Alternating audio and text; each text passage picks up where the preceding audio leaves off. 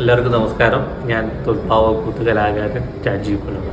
കൊച്ചി തിരുമല വെങ്കിടാചലപതി ക്ഷേത്രാങ്കണത്തിൽ നാളെ തോൽപ്പാവക്കൂത്തിൻ്റെ സമ്പൂർണ്ണമായ അവതരണം ഞങ്ങൾ അവതരിപ്പിക്കാൻ വേണ്ടി എത്തുകയാണ്.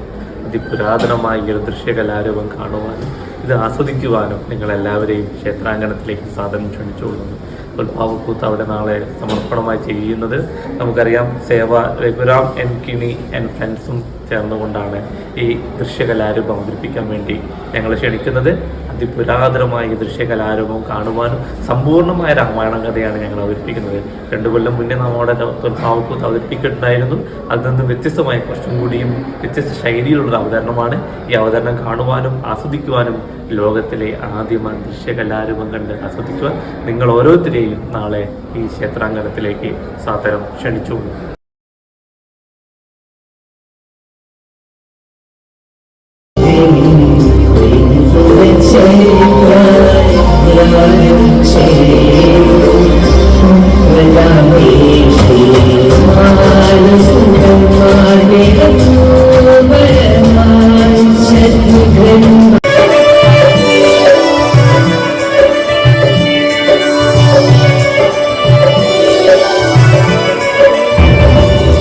അയോധ്യ നഗരമായി ഈ രാജകുമാരന്മാരുടെ ജന്മത്തിൽ ആനന്ദിച്ചു ഉല്ലസിച്ചു.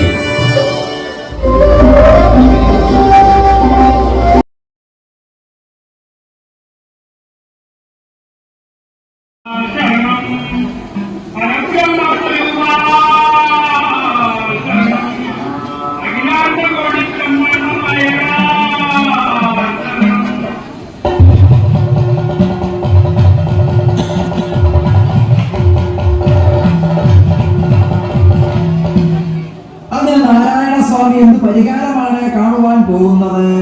അദ്ദേഹം ശിവബ്രഹ്മാദി ദേവന്മാരെ നോക്കി പറയുന്നു, ഞാൻ ഭൂതം ഭാവി വർത്തമാനങ്ങളെ സുവ്യക്തമായി കാണുന്നു.